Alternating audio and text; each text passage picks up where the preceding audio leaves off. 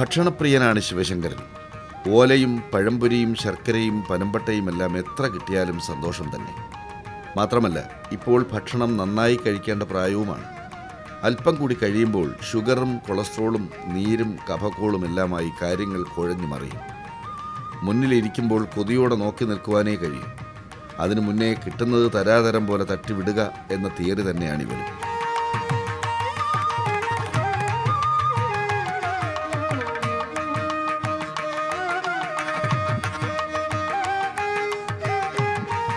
നല്ല ശാന്ത സ്വഭാവമാണ്, വേറെ കുഴപ്പമൊന്നുമില്ല. ഉത്സവ പരിപാടിക്കൊന്നും വേറെ ഒരു ഇതൊന്നുമില്ല. പിന്നെ ഈ കുതിരയൊക്കെ ഉള്ളിടത്ത് കുതിരയെ കണ്ടു കഴിഞ്ഞാൽ ചെറിയൊരു പേടിയുണ്ട്, അത് മാത്രമേ ഉള്ളൂ. അല്ലാതെ കൂട്ടാനകളുടെ അടുത്തൊക്കെ നല്ല കൂറാണ് എനിക്ക്. പിന്നെ കൂട്ടാനെ പിരിഞ്ഞ് വരുമ്പോഴത്തേക്ക് ഒന്ന് ശ്രദ്ധിച്ചോളണം, ഇല്ലെങ്കിൽ ആന കൂട്ടാനയുടെ ഒക്കെ അങ്ങ് പോകും. തെക്കൻ ജില്ലകളിലെ ഒട്ടുമിക്ക ഉത്സവപ്പറമ്പുകളിലും ശിവശങ്കരൻ്റെ സാന്നിധ്യമുണ്ട്. ആട ഇളക്കി ഉയർന്ന മസ്തകവും തലക്കുന്നിയുമായി നിൽക്കുന്ന ഗജവീരന്മാരുടെ നിരയിലേക്ക് ഇവനും ഉയർന്നുയർന്നു വരികയാണ്. ഒരു സൂപ്പർ സ്റ്റാറും മെഗാസ്റ്റാറും ഒന്നും ഒരൊറ്റ പകൽ കൊണ്ടോ രാത്രി കൊണ്ടോ ഉണ്ടാകുന്നതല്ലല്ലോ. കാലം വച്ചു നീട്ടുന്ന പലതരം പരീക്ഷണങ്ങളെ നേരിട്ടും പതറാതെ മുന്നോട്ടും ചലിച്ചുമാണ് ചരിത്രത്തിലേക്കും ചരിത്രത്തിനപ്പുറത്തേക്കും പലരും എത്തിപ്പെടുന്നത്. അത്തരമൊരു സഞ്ചാരപഥത്തിലാണ് പാറശ്ശാല ശിവശങ്കരനും. തിരുവിതാംകൂർ ദേവസ്വത്തിൻ്റെ സംരക്ഷണയിൽ തികച്ചും സുരക്ഷിതമായാണ് ഇവൻ്റെ വർത്തമാനകാലം കടന്നുപോകുന്നത്.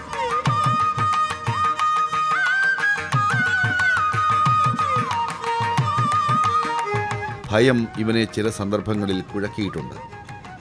സ്വന്തം വലിപ്പം മനസ്സിലാക്കുവാൻ ആനയുടെ മുന്നിൽ ആരും ഒരു കണ്ണാടി പിടിച്ചു കൊടുക്കാറില്ല.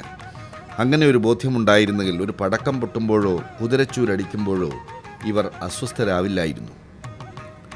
നവരാത്രി മഹോത്സവത്തോടനുബന്ധിച്ച് നടക്കുന്ന ഘോഷയാത്രയ്ക്കിടയിൽ വെച്ചാണ് ഒരിക്കലത് സംഭവിച്ചത്. തിരക്കുള്ള ചാലക്കമ്പോളമാണെന്നൊന്നും ഇവൻ ഓർത്തില്ല. ഉത്സവം കഴിഞ്ഞ് മടങ്ങുകയായിരുന്നു.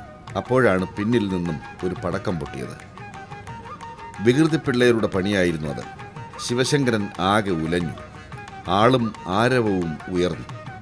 ഒരൊറ്റ ഓട്ടമെന്ന് പറഞ്ഞാൽ അത് ചെന്ന് നിന്നത് 2 കിലോമീറ്ററുകൾക്കപ്പുറമുള്ള കരമനയിൽ. ആര് വിളിച്ചിട്ടും നിന്നില്ല, ആര് പറഞ്ഞിട്ടും കേട്ടില്ല. അതൊരു ഓർമ്മയാണ്, നല്ലതെന്ന് പറയുവാൻ കഴിയാത്ത ഓർമ്മ. പിന്നീട് അത്തരം അനിഷ്ട സംഭവങ്ങളൊന്നും തന്നെ ഇതുവരെ ഉണ്ടായിട്ടില്ല. തെളിഞ്ഞു വരുന്ന ഈ മദഗിരി പല നല്ല കാര്യങ്ങളുടെയും സൂചനയാണ്.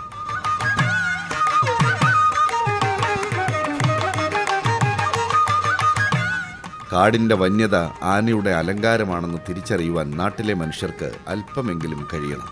അല്ലാതെ വരുമ്പോഴാണ് പ്രശ്നങ്ങളുണ്ടാകുന്നത്. ആദായകരമായ വ്യവസായത്തിനപ്പുറം, വലിയ ആഘോഷങ്ങൾക്കപ്പുറം ആന ഒരു ജന്തുവാണ്. അത്തരമൊരു പരിഗണന ഉണ്ടായാൽ ഇന്ന് കേൾക്കുന്ന പല അനിഷ്ടങ്ങളും ഒഴിവാക്കും.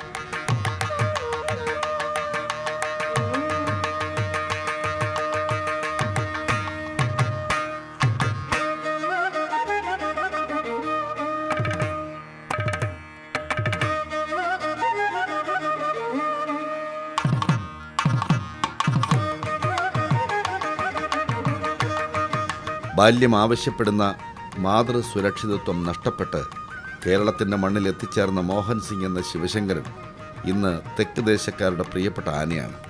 അധികം ചങ്ങലക്കെട്ടുകളൊന്നുമില്ലാതെ ഇവൻ ഈ ഗ്രാമത്തിൻ്റെ നാട്ടിടവഴികളിലൂടെ നടക്കുമ്പോൾ ഐശ്വര്യമാണ് പിറക്കുന്നത്. ഈ കൊമ്പുകൾ ഇനിയും വളരും, ഈ നടയമരങ്ങൾ ഇനിയും ഉറയ്ക്കും, ഈ മസ്തകത്തിൽ ഇനിയും ധാരാളം തിടമ്പുകളേറും, ഈ മദഗിരി ചരൽ വാരി എറിഞ്ഞതുപോലെ തിളങ്ങും. അതിനായി കാത്തിരിക്കുകയാണ് ഈ തെക്കൻ ജനത.